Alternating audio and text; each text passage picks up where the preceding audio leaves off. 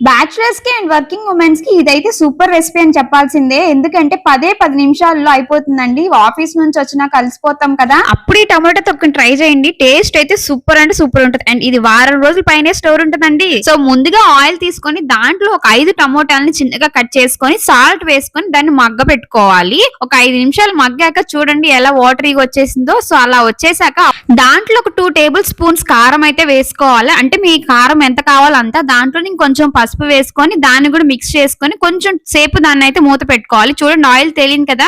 So అట్లా తేలినప్పుడు కొంచెం చింతపండు, ఒక హాఫ్ బద్దంత చింతపండు జ్యూస్ ని వేసేసుకొని దాన్ని కూడా ఒక 5 మినిట్స్ మళ్ళీ దాన్ని కుక్ చేసామంటే ఆయిల్ బాగా తేలుతుంది. చూస్తున్నారు కదా అలా తేలుతుంది అనమాట. సో ఫైనల్ గా ఇంకేం లేదండి, తాలింపు వేసుకోవటమే. కాకపోతే ఇక్కడ ముఖ్యంగా మనకి ఏంటంటే వెల్లుల్లి అండి. వెల్లుల్లిని మంచిగా మనం ఇలా పొట్టు తీసేసి సిమ్ లోనే ఉంచి ఫ్రై అయితే చేసుకోవాలి. సో అది ఫ్రై అయ్యాక దాంట్లో మిక్స్ చేసుకోవటమే. ఇది అయితే వారం రోజుల వరకు స్టోర్ ఉంటదండి. సో ఆ వెల్లుల్లికి ఆ పచ్చడి ఆ ఫ్లేవర్ పట్టి టేస్ట్ అయితే సూపర్ ఉంటదండి. అండ్ మీకు నచ్చిందా ఈ రెసిపీ? ఈ రెసిపీ కనుక నచ్చినట్టయితే ప్లీజ్ నా ఛానల్ లైక్ చేసి షేర్ చేసి సబ్స్క్రైబ్ చేయండి.